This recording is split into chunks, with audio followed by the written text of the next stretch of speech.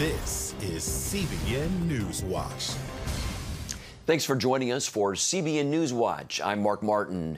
The national outcry to end police abuse has entered presidential politics. Many on the left want to defund the police. As Dale Hurd reports, that call may create a problem for Democratic candidate Joe Biden. What do you know? President Trump and Joe Biden actually agree on something. The two candidates are both rejecting calls to defund the police. I don't support defunding the police.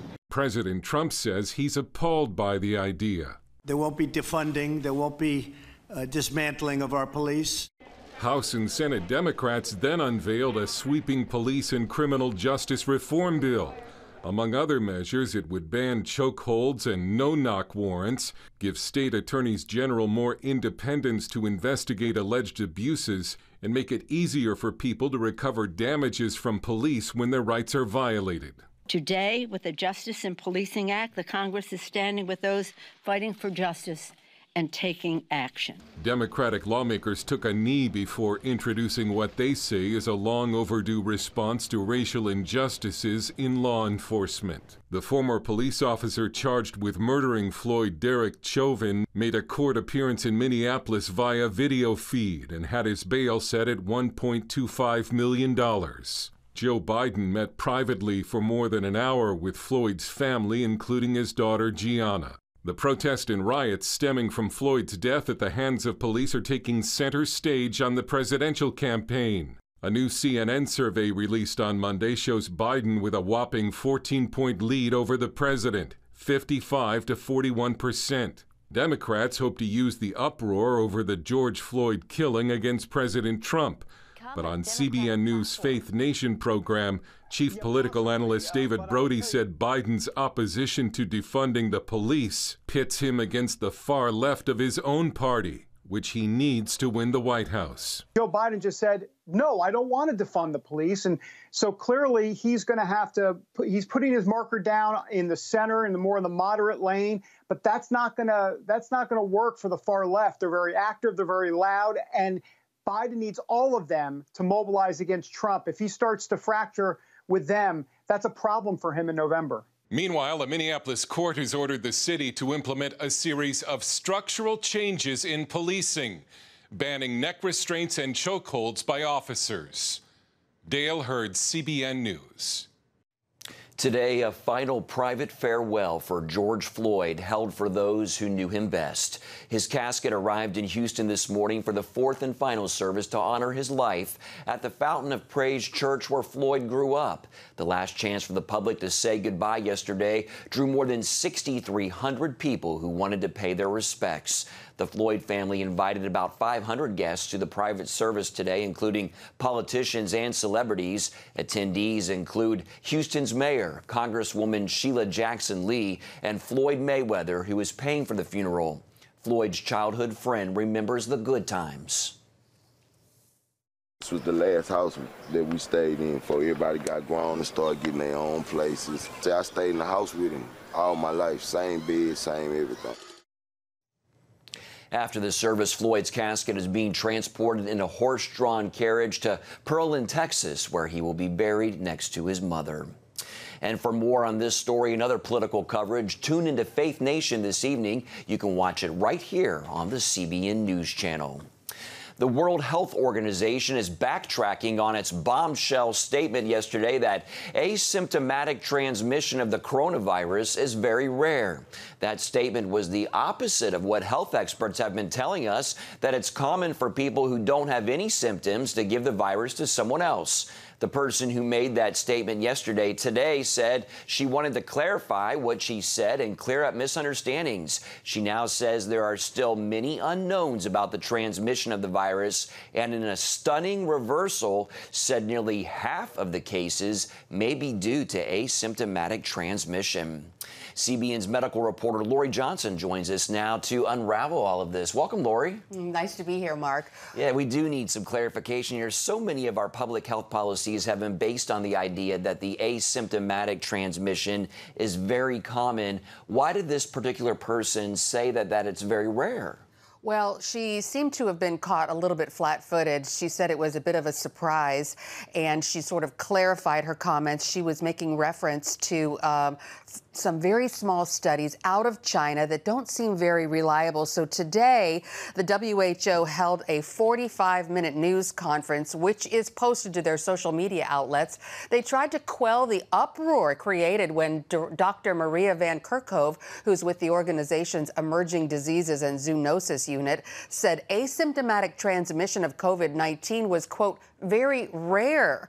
That statement created an uproar because of the mountain of scientific evidence suggesting otherwise. More importantly, the belief that asymptomatic people readily transmit the virus is why we closed our schools and much of our economy, because it's the idea that people can get infected and have no symptoms and then unknowingly pass it on to our most vulnerable, such as older family members.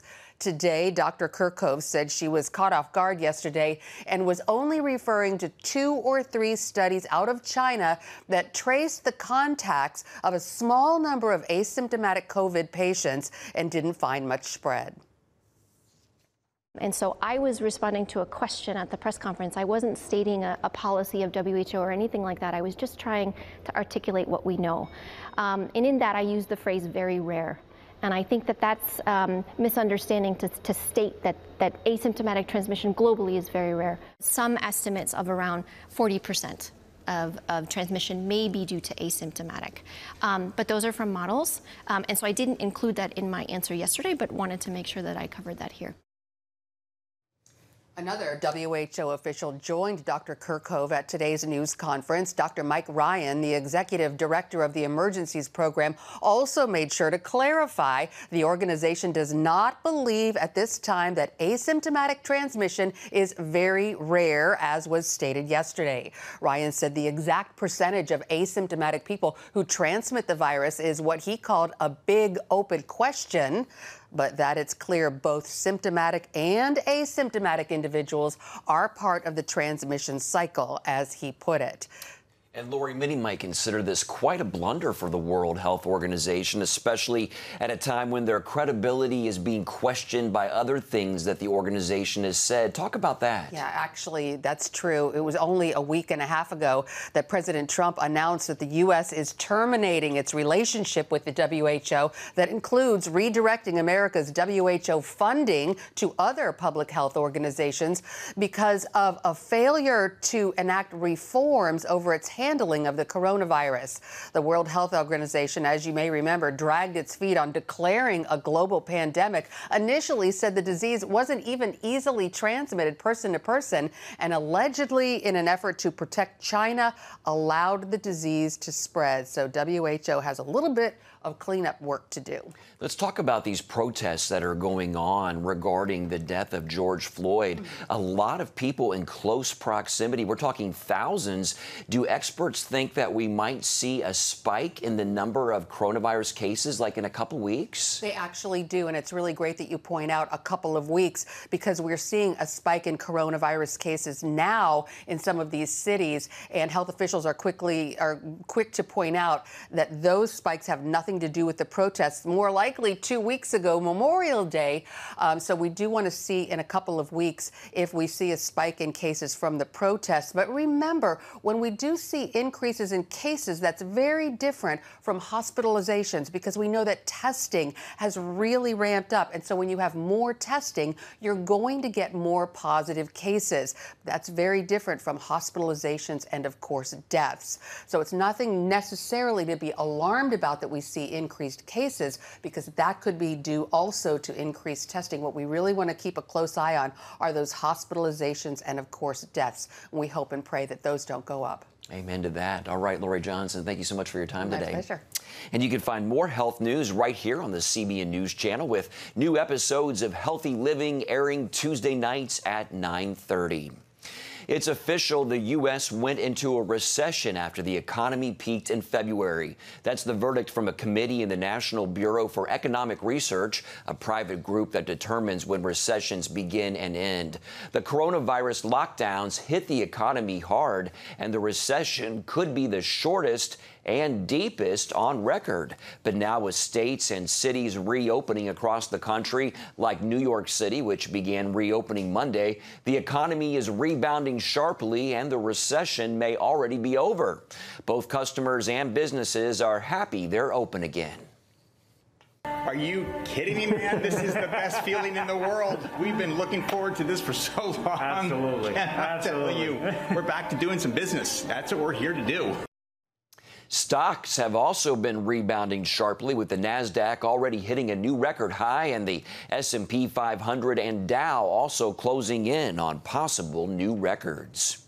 In other news, overseas tensions continue to rise between Iran and the U.S. Satellite images show the Islamic Republic appears to have constructed a mock-up of a U.S. aircraft carrier. The replica is hanging out off its southern coast for potential live-fire drills by Iran's Revolutionary Guard. Officials suggesting the Guard plans to conduct a similar mock sinking like in 2015. It's modeled off Nimitz-class carriers that the U.S. Navy routinely sails into the Persian Gulf from the Strait of Hormuz. Meanwhile, Iran announced Tuesday it will execute a man they believe to be a U.S. spy. The man was convicted for providing information to the U.S. and Israel about prominent Revolutionary Guard General Qasem Soleimani, who was killed in an American drone strike in Baghdad in January. Coming up, how the massive riots and protests over the death of George Floyd is bringing to light issues with criminalization in America. But before we go to break, here's a look at what's trending on CBNNews.com.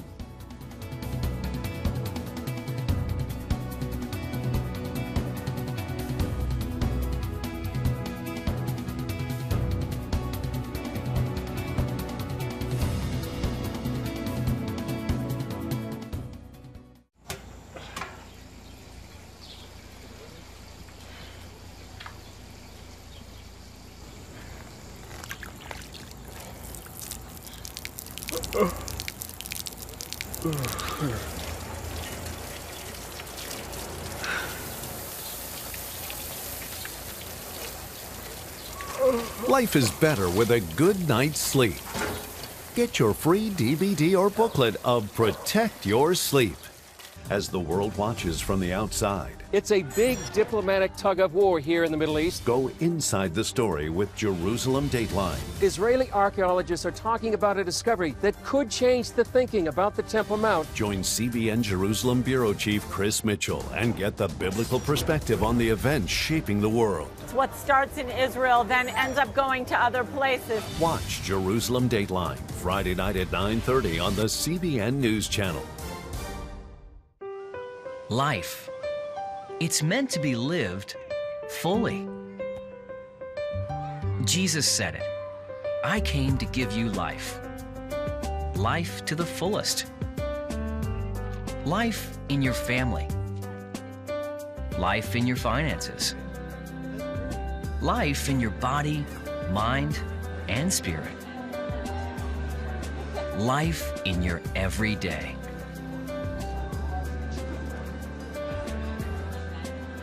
At CBN.com, we're taking what Jesus said seriously. We're here to help you discover life. Life. Live it fully. CBN.com.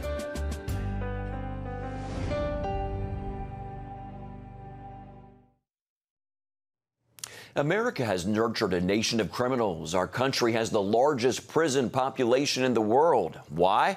Because of hundreds of thousands of regulations that carry criminal penalties.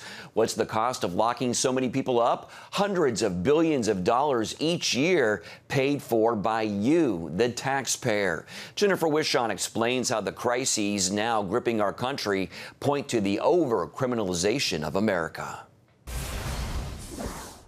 Two major stories dominating the headlines for weeks find themselves at a controversial crossroad.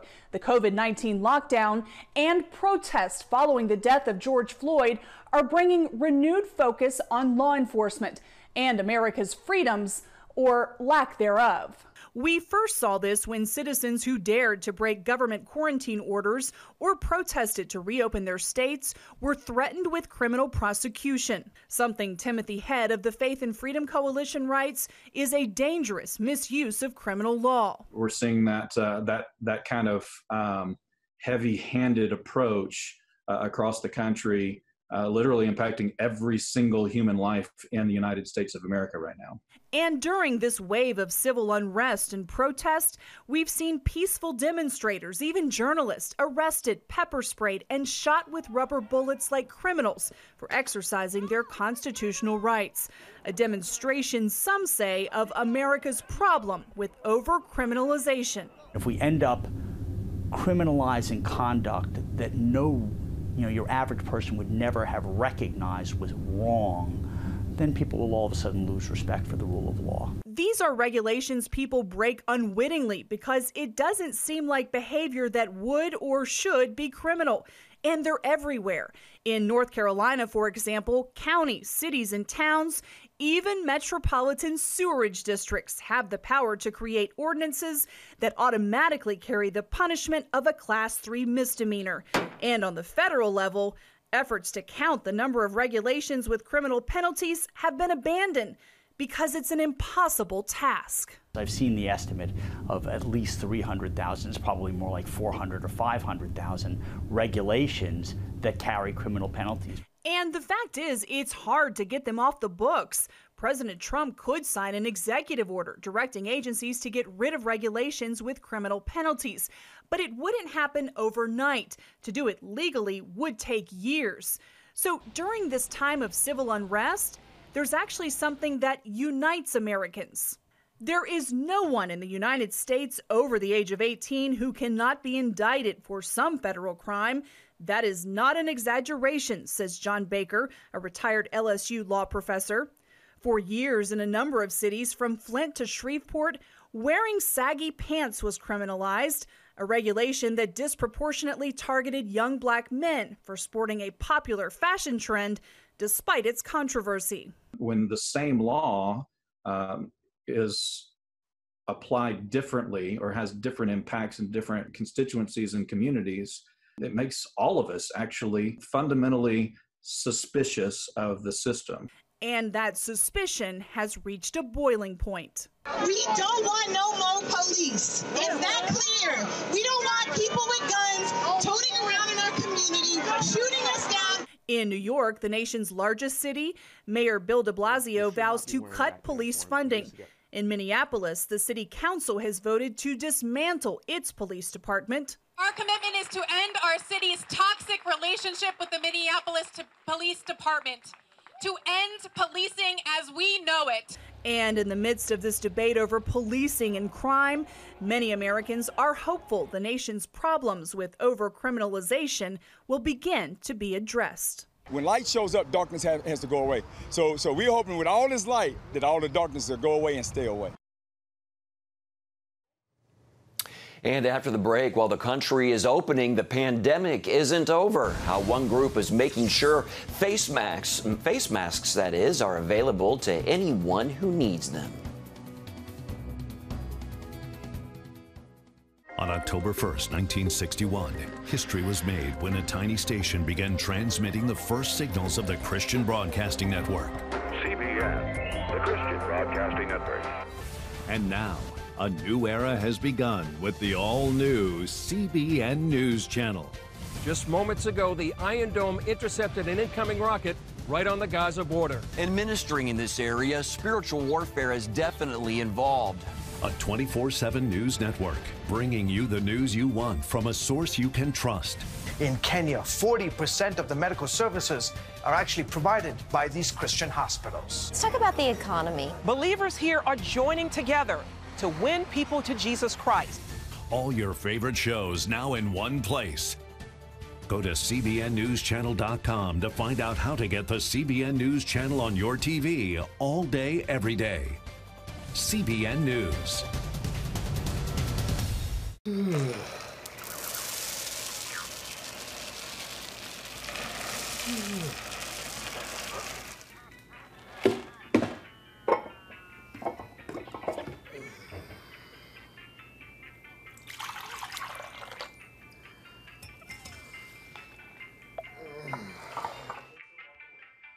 Life is better with a good night's sleep. Get your free DVD or booklet of Protect Your Sleep today. Life. It's meant to be lived fully. Jesus said it. I came to give you life. Life to the fullest. Life in your family. Life in your finances. Life in your body, mind, and spirit. Life in your everyday. At CBN.com, we're taking what Jesus said seriously. We're here to help you discover life. Life. Live it fully. CBN.com.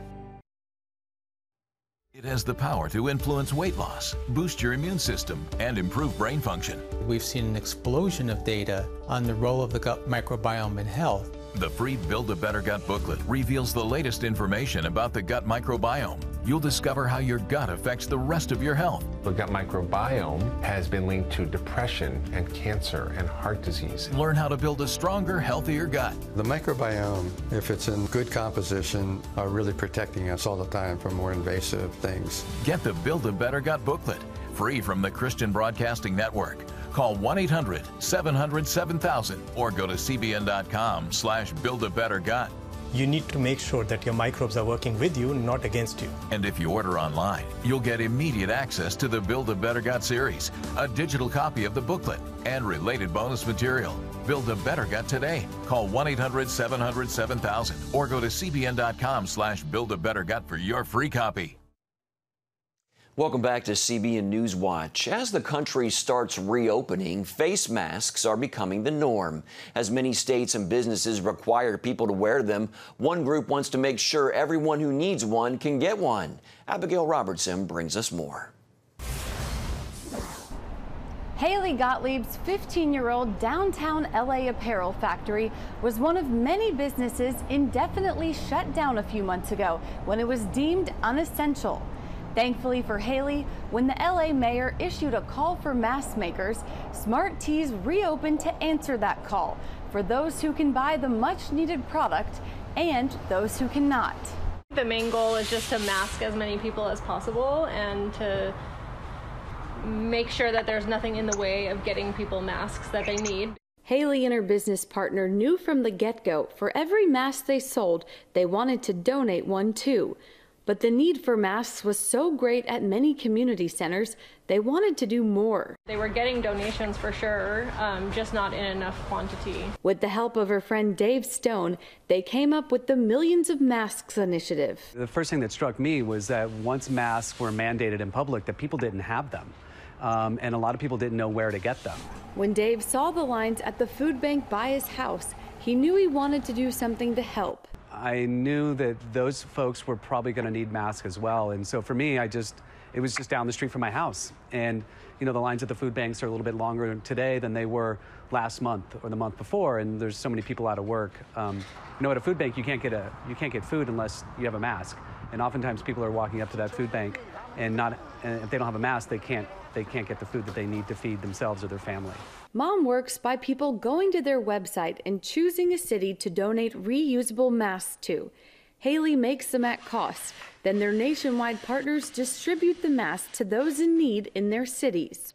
It was really just built out of understanding that when there's something going on in the world, it's better to rush towards that event as opposed to run away and hide and not do anything. Haley thinks for the time being, masks are here to stay. I think even some of our regular customers who we ship normally just fashion apparel have been adding masks to their collections. I mean, we think it's going to be around at least through the end of this year, possibly into next year.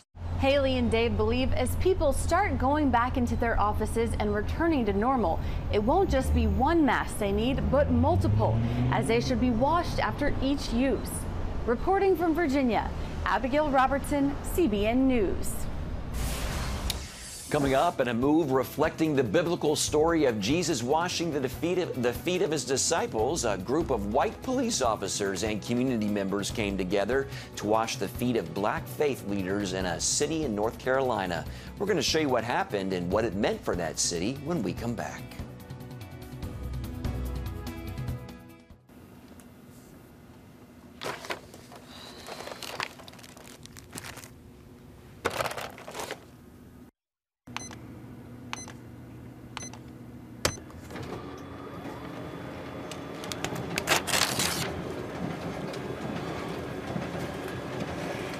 Life is better with a good night's sleep. Get your free DVD or booklet of Protect Your Sleep today. I'm Ephraim Graham, and this is Studio 5. Cruise with me as I discover the good things happening in the world of music, sports, television, and movies. The fact that Ryan Coogler was going to be directing the film, I knew that something special was going to happen.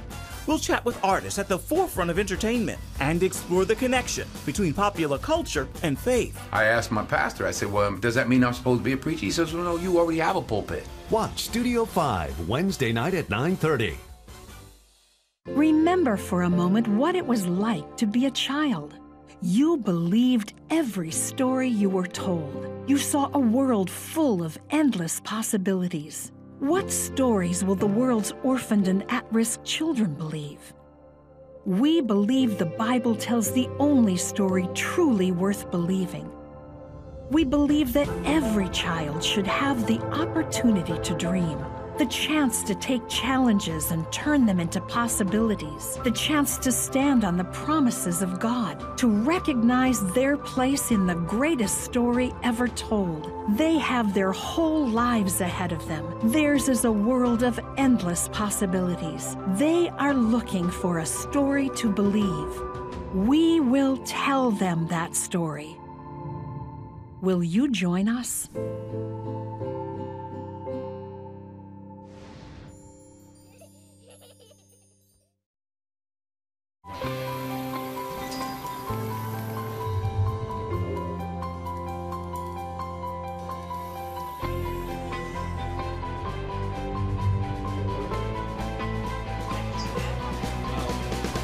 I am Regent's first ROTC graduate student.